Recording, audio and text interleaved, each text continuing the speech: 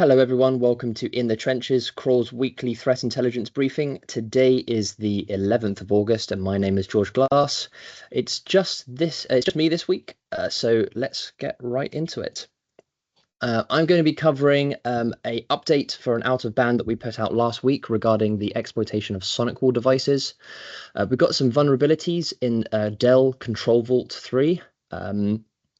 Some news on a new backdoor that has just been discovered, but in operation for a long time, called Plague, and the rise in MESHAGENT usage that we are observing in our IR and MDR practice. So this is an update to an out of band that we released last week. Threat actors are attacking exposed SonicWall devices to gain initial access and deploy AKIRA ransomware. On the 7th of August, SonicWall updated their advisory to state that the intrusions are related to a vulnerability addressed in 2004, but some instances of the SonicWall firewalls were not remediated correctly before an upgrade to Gen 7, which they say explains the exploitation. They state, we now have high confidence that the recent SSL VPN activity is not connected to a zero-day vulnerability. Instead, there is a significant correlation with the threat activity related to CVE 2024-40766, which was previously disclosed and documented in our public advisory. We are currently investigating less than 40 incidents related to this cyber activity. Many of the incidents relate to migrations from Gen 6 to Gen 7 firewalls where local user passwords were not were not carried over during the migration and not reset. Resetting passwords was a critical step outlined in the original advisory. So that does explain a lot of the activity that's being seen. Just to reiterate, not a zero-day, but related to a previous vulnerability, which we covered in September 2024, which AKIRA was exploiting at that time as well. And our assessment is that it appears that this activity is likely a continuation of that campaign, but obviously exploiting the devices that did not properly migrate to Gen 7 devices.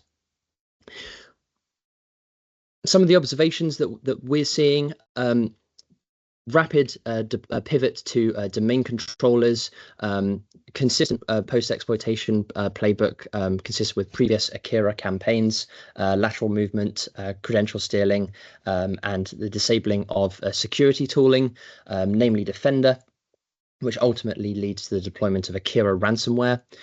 Some of the tooling, legitimate but being used in a malicious way that we've seen is Advanced Port Scanner, Team Viewer, rclone, and MOBA xterm. Some recommendations then. The IP address that you can see on the screen there should be blocked at the network perimeter. We also include that in our briefing document as well. That has been previously associated with AKIRA intrusions in the past as a exfiltration IP address.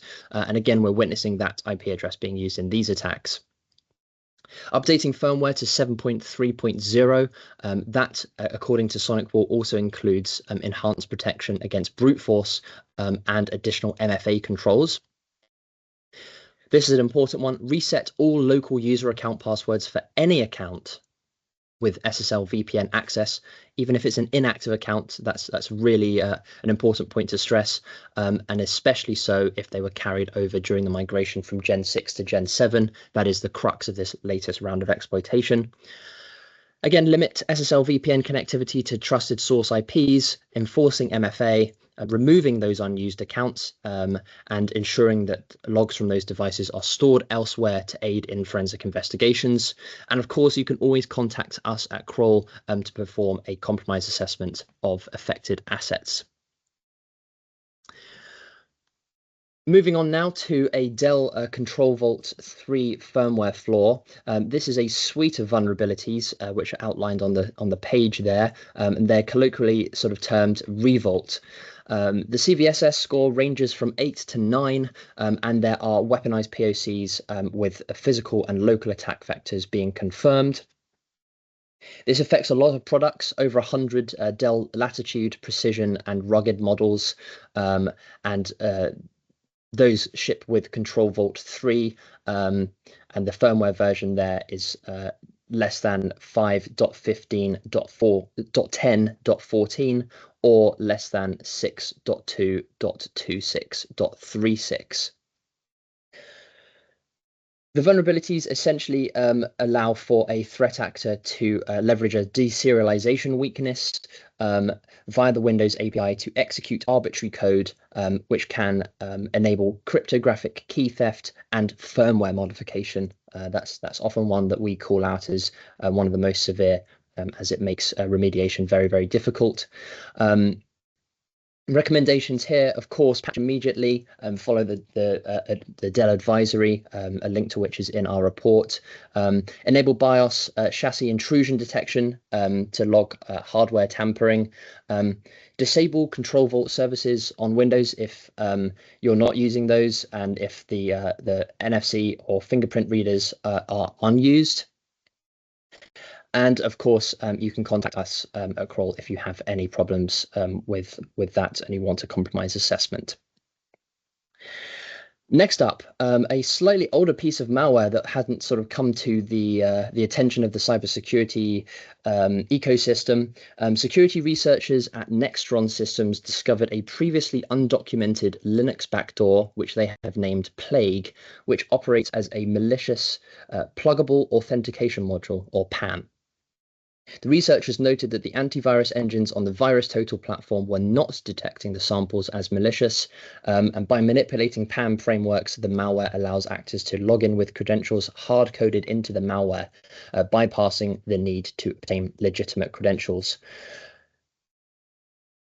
The backdoor, which commonly names itself to appear as a component of the Security Enhanced Linux, or SE Linux, extension set, integrates itself so deeply with the authentication stack that it is capable of surviving reboots and updates. It also makes use of environment variable manipulation to hide evidence of malicious connections, such as redirecting the shell history logging to the null device. A very interesting read there. We recommend, if you're interested in that, to go and read more details on the Nextron Systems blog. And finally today, something that we've noticed on the increase on both the MDR side of the business and the IR side of the business, and that is a rise in the use of MESHAGENT. MESHAGENT is a lightweight remote management agent and part of the publicly available Mesh Central project. It allows administrators to manage and control endpoints remotely over the internet with minimal setup, and it's designed to be cross-platform and supports both interactive and background operation modes. Some of the key features are remote shell access, file transfer, process management, and system information collection, everything that you would consider to be part of a normal remote access tool. And much like other remote admin tools as well, it can be used legitimately, of course, but it provides a lot of very strong functionality for threat actors for persistence and command and control. It has two primary modes of operation: a standalone mode, which runs the agent directly, and that executes without installation and has minimal footprint, and the installed version, which drops supporting files and sets up persistence as a service and generates a log file. In a recent campaign, Kroll has observed the MESHAGENT binary being named after the victim that was affected. For example, if Kroll were to be affected, it would be named MESHAGENT64-kroll.net.exe. Notably, Kroll also observed a secondary copy of the executable with another company noted in the file name. That sort of hints at a sort of an OPSEC error made by the threat actor due to likely multiple victim compromises being managed by the same actor at once. In addition to the artifact found on the compromised devices, meshagent.msh, a file that contains the security and connection instructions for the agent, and within that file shows the victim's name under mesh name, as well as the adversary controlled command and control server.